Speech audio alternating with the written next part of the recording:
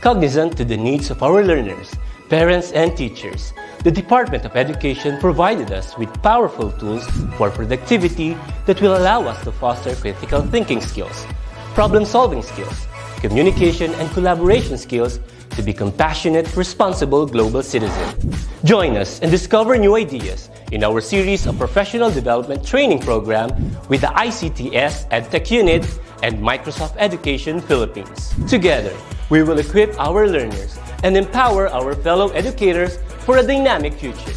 Para sa bata, para sa bayan, at para sa guro. Sulong Edukalidad.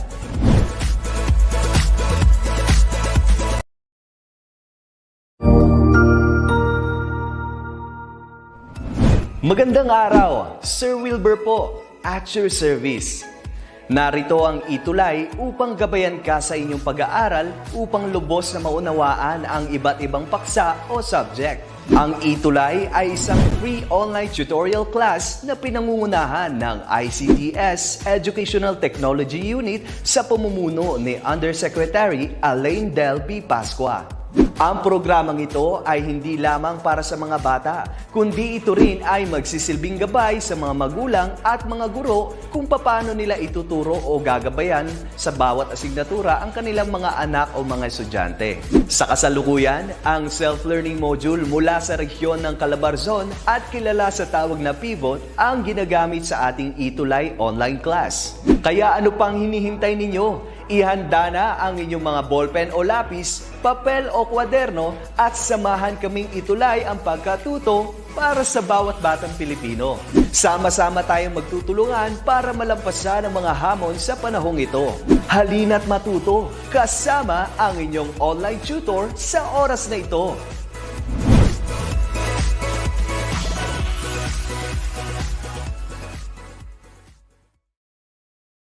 Hello, magandang hapon po sa lahat, lalong-lalo na po sa ating mga senior high school learners and parents who are watching our live stream of our online tutorial. And also, I would like to greet din po ang lahat ng mga research teachers na nanonood po ngayon at sa lahat po ng mga estudyante at kaguruan na nanonood po ngayong hapon. Alright? At magandang hapon din po sa lahat ng ating online viewers. Hello po and welcome to our ETUlay tutorial session. We have here Raquel Ligaspe Sedeño. Hello po ma'am. Ako po si Tutor June at muli samahan niyo ako class in our tutorial session for inquiries, investigations, and immersion. Alright? Isang mainit na pagbati po sa ating mga senior high school tutees dahil nalampasan po natin ang mga learning tasks sa fourth quarter sa 3 I's. At dahil tapos na tayo sa ating fourth quarter coverage, magkakaroon tayo class ng research presentations. Okay? Or research presentation. Dahil ito po ay nandito na po tayo sa quarter 4, week 7. Okay? Alright, so based on our most essential learning competencies for grade 12, 3 I's or inquiries, investigations, and immersion. Okay, so our grade 12 senior high school students are required to present their written research report. Alright?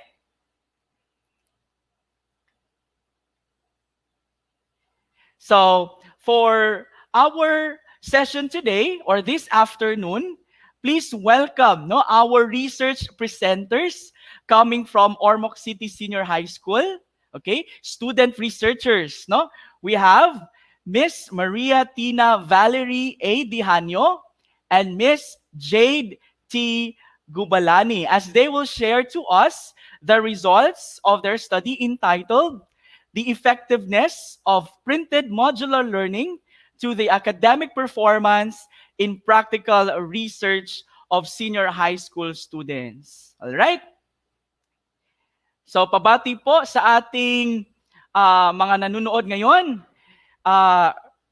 Galing kay Raquel Legaspi Sideno. Thanks for the greetings po. Sharing this to our senior high school classes po from Ruparan National High School, Digo City Division. Maraming salamat po, Ma'am Raquel. And also to Jean Cobalicer, Vertrudes, and Don Roraldo. Right?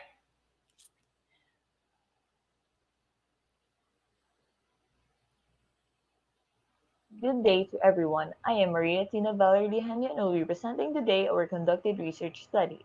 But before that, let us first delve in about the background of this study. As we all know, this COVID-19 pandemic has severely affected the whole globe for over a year, which has brought extreme lockdowns to most places. Establishments have been shut down, malls, public places, as well as educational institutions. After several months, it has been decided to continue classes through a distance learning such as printed modular learning, online learning, or the blended learning.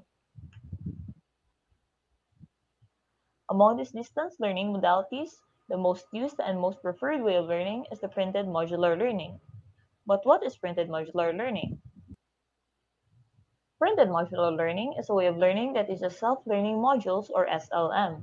These modules are based on the most essential learning competencies provided by DepEd. Several studies related to modular learning has already been conducted, such as the effects of modular and traditional approach on students' general comprehension, effectiveness of modular instruction in word problem solving of BEd students, modular-based approach, and students' achievement in literature, which all prove that modular approach is an effective approach. However, these studies were done before the said pandemic and mostly are made internationally. This has urged the researchers to conduct a study about the effectiveness of modular approach in the localities of Ormoc, specifically the Ormoc City Senior High School Grade 12 STEM students during this pandemic. The researchers then came up with a study entitled "The Effectiveness of Printed Modular Learning to the Academic Performance and Practical Research of Senior High School Students," which aims to answer the following questions. 1. What is the pre-test score of grade 12 STEM students in practical research? 2. What is the post-test scores of grade 12 STEM students in practical research? And finally, is there a significant difference between the pre-test and post-test scores among grade 12 STEM students? Good day to everyone. My name is Jade Gablani, and I'll be the one presenting to you the methodology part of the study. This study used a one-shot case study pre-experimental research design where there was no any control group to compare it with, and a particular group is composed to an experimental treatment and measured afterwards. Through this design, the researchers compared the pre-test scores and post-test scores of the respondents in the subject practical research, where the treatment would be the new way of learning, which is printed modular learning.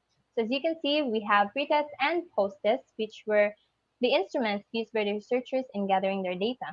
The pretest is comprising of items related to practical research 1, since these lessons were tackled by the students through face-to-face learning during their second semester in grade 11.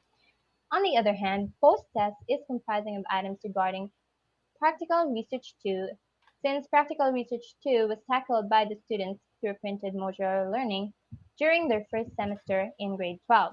As you can see, both tests with 50-item researcher-made tests, which were content validated by 3 licensed research teachers and reliability checked through test retest, which yields an excellent reliability. So the next one is the sampling method. Here we have a total of 113 population size.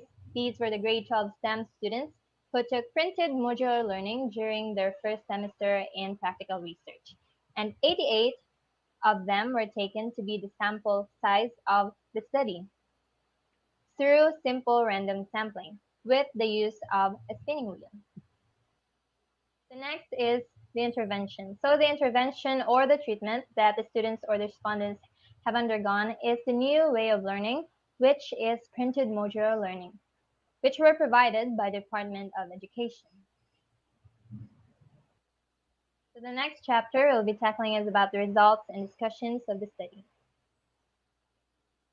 So in this section, I'll be presenting to you the answers for the specific questions mentioned earlier. So the first question, it is about the pre-test scores of students in practical research. As you can see, They have gained a 30.59 as mean scores out of the 50-item test among the 88 respondents. On the other hand, post-test scores of the students in practical research 2 have gained a total number of 34.11 as their mean scores out of the 50-item test. This is among the same 88 respondents.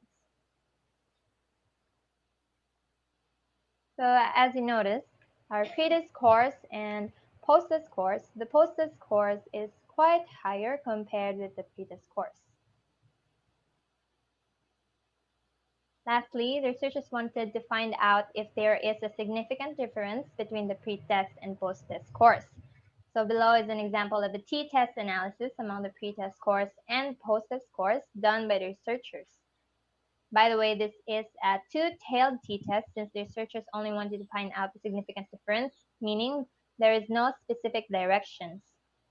Also, you might notice the highlighted values such as the t-statistics and the t-critical two-tailed values since these are the values that will be needed in determining the significant difference between the pre-test and post-test scores.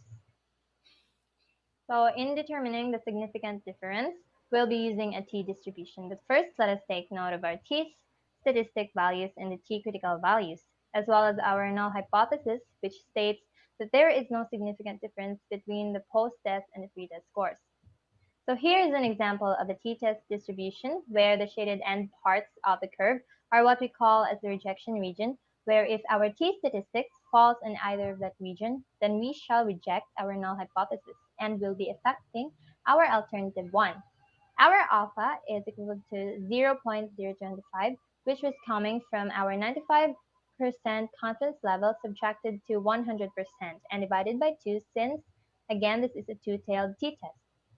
Our critical values are located in this area, and as you notice, there are two t-critical values since this is a two-tailed t-test.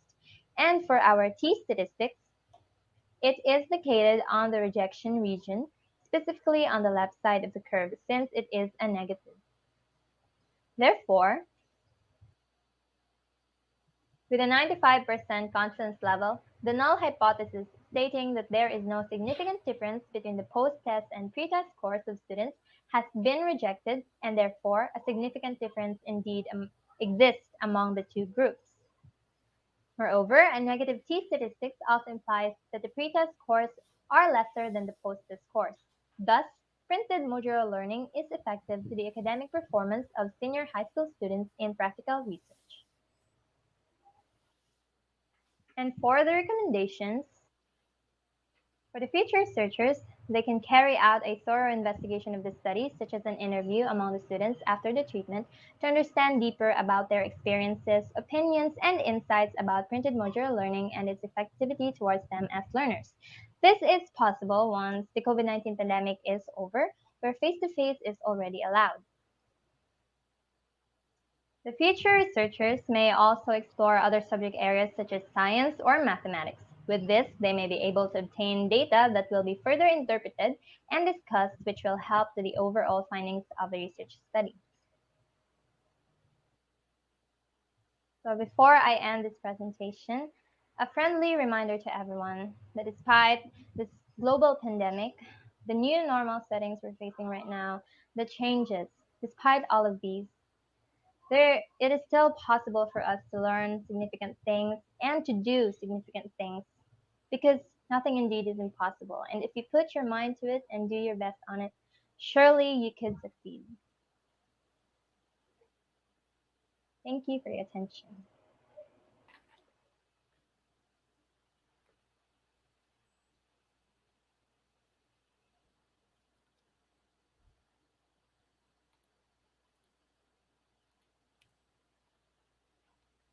All right.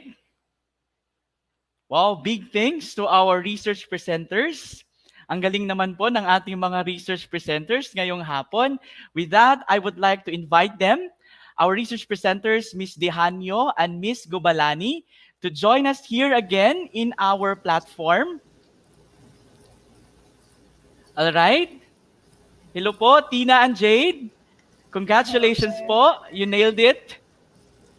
Thank you, sir. Congratulations. Alright.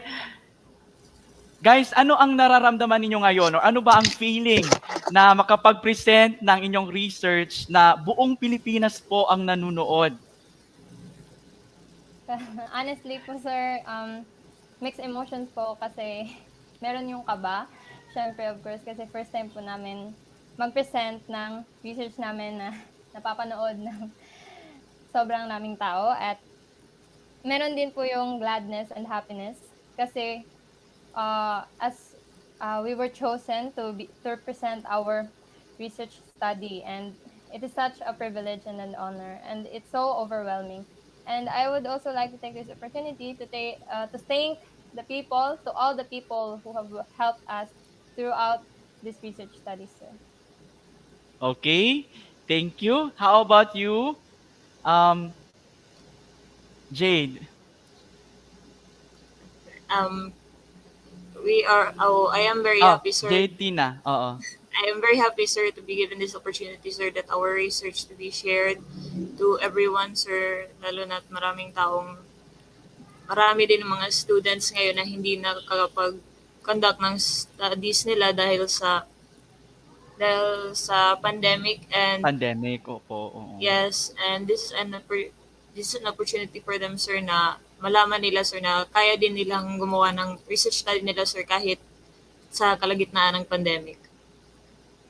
Okay. So maraming salamat, Tina and Jade, no?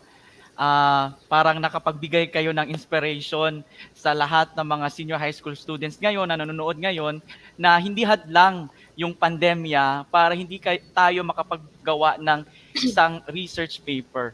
Okay, so congratulations for coming up with a full-blown research paper, especially on your research title, no, on the effectiveness of printed modular learning to the academic performance in practical research of senior high school students. So marami pong nagko-congrats sa inyo ngayon.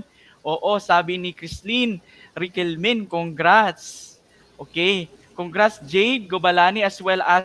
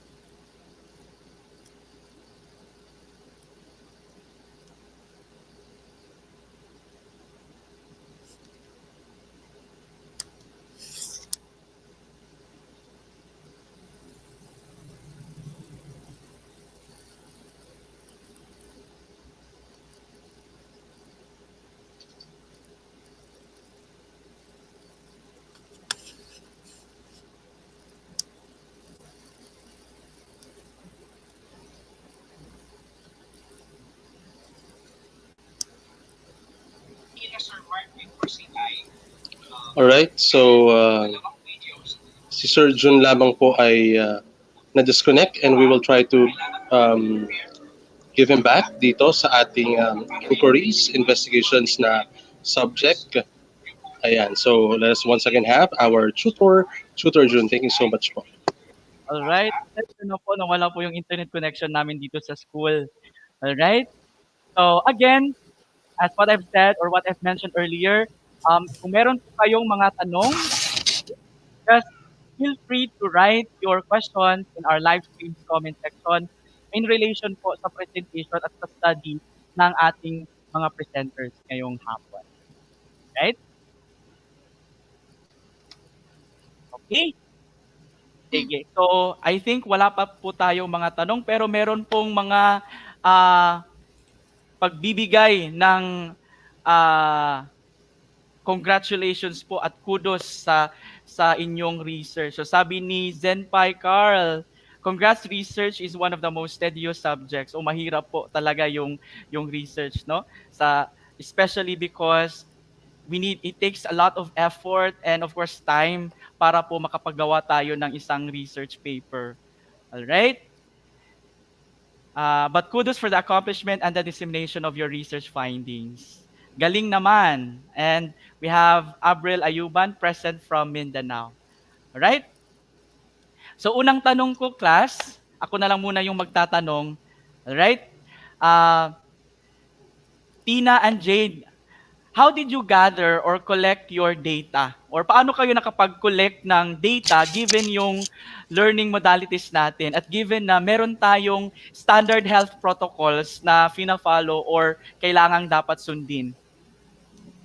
Since sir, hindi po tayo makapag-conduct ng surveys ng face-to-face, we use the Google Forms sir as our medium of data collection. Since ang ginagawa lang namin yan is gagawa kami ng questionnaires nila sir na sasagutin nila, tapos yung link, isasend lang namin sa kanila with their consent para hindi na magkuha namin yung data na kailangan namin. Okay, so ang ginawa ninyo is nag-administer kayo ng inyong instrument through the use of Google Forms. Okay. Yes, sir. Hindi ba mahirap, class, pag retrieve ng mga data kasi online yung ginagamit ninyo? Hindi ba mahirap sa let's say sa mga respondents ninyo na makapag-answer sa instrument using Google Forms? Hindi naman sir kasi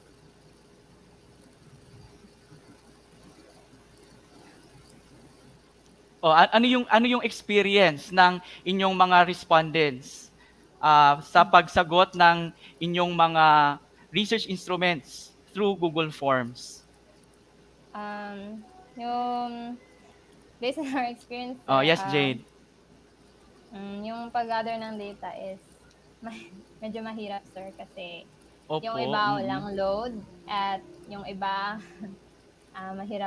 mahirap i-reach out kasi yun nga, hindi face-to-face. Minsan lang mag-online or ganyan-ganyan. And given that we have 88 respondents, tapos konti lang po yung pagpipilian namin. Ganyan. From out of a population of 113. 113? Yes. But thankfully, nag-gather naman lahat. Okay. So, kuan lang, follow up lang. Kulit-kulitin yung mga respondents. Oo. Every now and then, kinukulit natin para sumagot ng ating mga ng ating survey instrument. But of course, with the informed consent, di ba? That's one of the research ethics na kailangan, no? Before natin pinapasagutan yung ating mga instruments, dapat yung mga respondents kailangan mag-fill up muna ng informed consent form para alam nila kung ano yung purpose at aim ng research ninyo at alam nila kung saan papatungo yung data or paano mapoprotect yung rights nila, especially yung confidentiality and anonymity, no, ng mga respondents. All right? Now, second question, class, no? Bakit magkaibang test questionnaires ang ginamit ninyo sa pagkuha ng pre-test at post-test or pre-test at post-test scores, which is yung pre-test questionnaire ninyo is from Practical Research 1 at saka yung post-test questionnaire ninyo is from practical research 2. Yes, sir, about that. It's because, sir, yung pre-test, meaning wala pang nagaganap na treatment. So, napag-decision na namin ang practical research gamitin kasi, yung practical research 1 specifically, kasi itong lesson na to, tinakol ng mga students or respondents through face-to-face or the traditional way during their second semester in grade 11. Dito naman sa post-tester, meaning naganap na yung treatment. So, merong continuation yung practical research 1, which is practical research 2. So, ginamit namin yung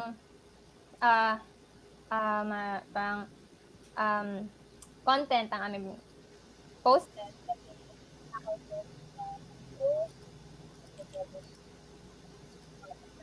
So, Yung audio mo, Jade, parang hindi ka namin naririnig masyado. sorry, sir. Okay, So, let me pakiulit. repeat, Pakiulit, Jade. Okay. So, in our pre-test, ginamit namin yung practical research 1 since these lessons were tackled by the students or respondents during their through face-to-face, which where Okay. traditional way. That's before pandemic. Yes, Before pandemic, opo. Yes, traditional way of learning, meaning wala pang nagaganap na treatment. So, yun yung ginamit namin. And tinakol nila to during their second semester in grade 11. On the other hand, dito naman po tayo sa post-test. Yung post-test is composed of practical research too. It is because these lessons were tackled by the researcher during pandemic where new way of learning na yung way of learning, which is printed modular learning, meaning may naganap na treatment na. So, ginamit namin to at gumawa kami ng researcher-made test out of these lessons. Okay. Now, Jade, paano ninyo na-establish na walang significant difference in terms of the level of difficulty ng dalawang test questionnaires? Kasi magkaibang test po yan. Yung first test questionnaire nyo is taken from, the contents are taken from Practical Research 1, while the other tests are taken from the contents in Practical Research 2. Okay. Paano nyo na-establish na walang significant difference or similar lang yung level of difficulty ng dalawang test questionnaires? About that, sir, well, we purposely chose practical research since meron siyang continuation, so medyo related lang sila. Then, as sa paggawa namin ng researcher-made test, before namin to pinublish or ginamit as instrument, nagpa-validate kami, content validation, from a 3 licensed teachers and 3 research teachers. And sabi nila, okay naman daw yung content ng aming questions. And aside from that, we've conducted a reliability testing through pilot groups to test retest, which composed of 10 people, which yields a good and excellent reliability, sir. So we've decided to use these instruments in gathering our data. Okay, so nag-content validation kayo at meron din kayong ginawa na reliability test, test retest, at saka meron ding, I think sa paper nyo, meron ding equivalent forms reliability test para makita, di ba, yung if similar lang yung dalawang magkaibang test. Okay, so pwede natin gamitin din class or para sa ibang mga students na nanonood, we can use equivalent forms reliability test para tingnan kung similar lang ba yung ating dalawang test in terms of especially the level of difficulty. Alright? Now, meron ba tayong tanong sa ating comment section? Parang wala. Puro congratulations. Okay, so again, kung meron po tayong tanong sa grupo, pwede nating isulat sa ating comment section para sagutan po nila. Okay? Now, last question ko, Jade and Tina. Given the number of samples in your study, which is 88, which is basically more than 30, right? Yes, sir. Oo. Then why did you use t-test instead of a z-test? Yes, about that, sir. At first, we were actually confused on what to use. Actually, naging kampante kami sa t-test. And then we found out na, oo nga, no, 30 or less pala yung appropriate numbers of samples. So, yun, nag-search kami and then we decided to consult a statistic teacher. Then, Statistician. Oo. Yes. yes, From what school? from from Ormoc City, New Ormoc City National High School, sir. Pwede ba nating batiin si statistician para Okay, pasalamat sir. din po? His name is Sir Dave Canyas, sir, from All right. New Ormoc City Senior High School. Yes, he was our former statistic teacher in grade 9. Okay. Mm-mm. And he suggested that we use a z-test. So, okay, I've decided to use a z-test. However, we've found out that z-test is only applicable in independent groups. However, our research study, we've used dependent groups where the groups are only one group. We've been testing one group lang po, sir, yung tinetest namin. So, Dependent samples or paired samples, tama ba? yes, sir. The data are two data or let's say two groups of data are taken from only one group. That's why it's Yes, called sir. paired sample or dependent. Okay, dependent Yes, sir. sample. Mm-mm. So, yun then, I asked him again, and he said, why is this, sir, ganyan, ganyan. And then I said that, he said that actually t-test is okay to use. And then I was still kind of confused. So I searched on web and I found out that there were several responses that I've read articles that it is actually okay to use t-test even Mm-mm. if there is more than 30 samples because Samples. yes, there's more than 30 samples in the study because this t-test is depending on the t statistics and degree of freedom. By the way, degree of freedom, I haven't mentioned this earlier, but Mm-mm. this degree of freedom is coming from the total number of samples minus 1. So remember, we have an 88 total number of samples with minus 1, it is 87. So we Mm-mm. have a t table. In a t table, we will see different values of t critical. So to find out what Okay. t critical value to use, based on the t table, if we have a degree of freedom 61 up to 120, the T critical value that will be used is the 1.98 under the alpha of 0.025 because this is a two-tailed t-test. Mm-mm. And so, Jade, excuse me, bakit again 0.025? yes, Bakit again, paano po na-compute si 0.025? so the alpha 0.025 is coming from our 95% confidence level. So remember this t-test that we've analyzed used a 95% confidence level. And to find out the alpha, we've minus it to 100. So we've gathered a 5% or 0.05. We've divided it by 2 since again this is a two-tailed t-test. And we've come up with an alpha of 0.025. So Okay. yes, under that alpha, there we've gathered a 1.98 T critical with a degree of freedom of 88. And we've compared it with the T analysis we've done in Microsoft Excel. And we found out that it's actually the same. So we've decided to use this since it's applicable naman pala.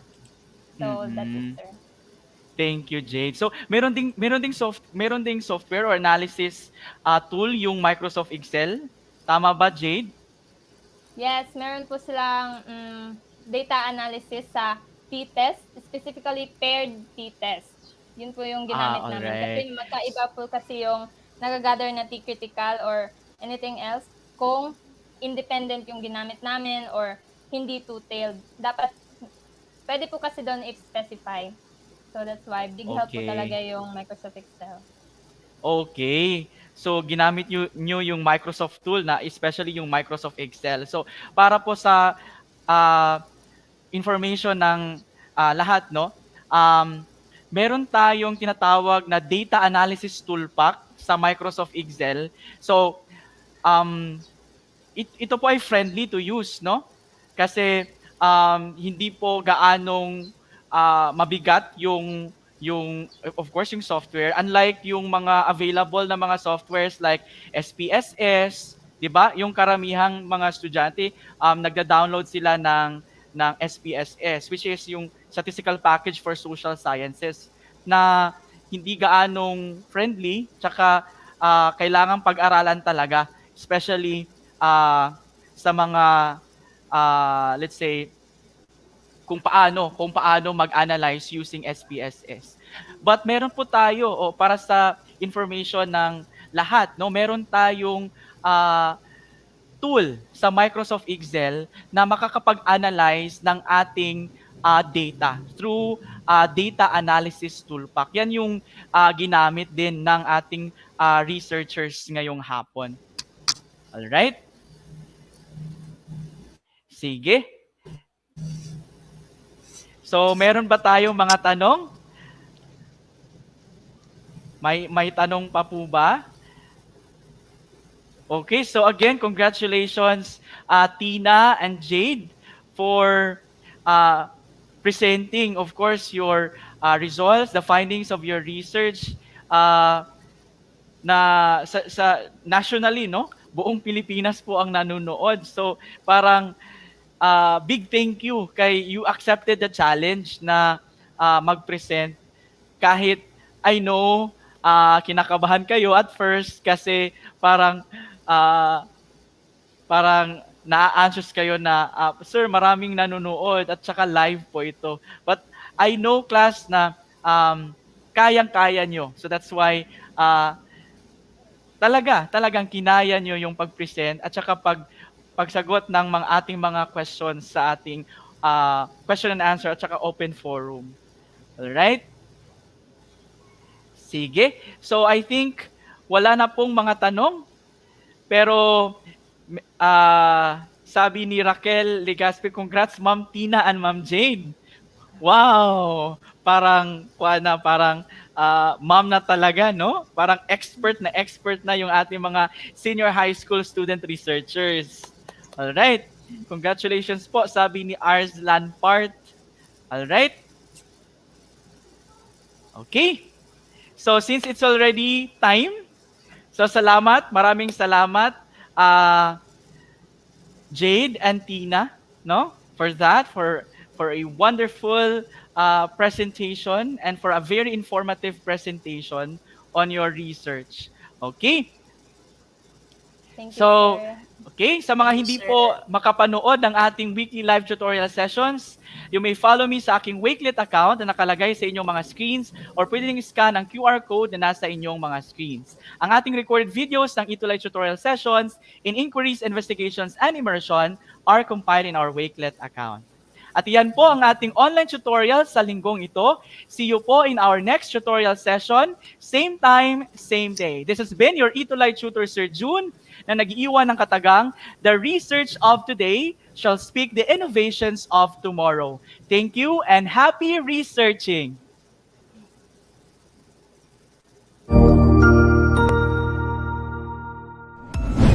Sigurado ako na marami ka na namang natutuhan sa ating ETUlay tutorial session ngayong araw. Tandaan, ito ay hindi lamang para sa ating mga mag-aaral, kundi pati rin sa ating mga minamahal na guro at mga magulang na kaagapay natin para maituloy ang pagkatuto sa kabila ng nararanasang pandemya. Patuloy ding sumubaybay sa DepEd TV para sa mga araling ginawang video episodes. Mapapanood ito mula Lunes hanggang Sabado, alas 7 ng umaga hanggang alas 7 ng gabi sa inyong mga telebisyon. Abangan sa Lunes mula 1:00 ng tanghali ang iba pang aralin sa ating ETUlay free online tutorial session sa Science. I-like and subscribe at manatiling nakasubaybay sa ating ETUlay tutorial session sa DepEd Edtech Unit FB page at Educational Technology Unit channel sa YouTube at sa DepEd Tayo at DepEd Philippines social media accounts. Paalam!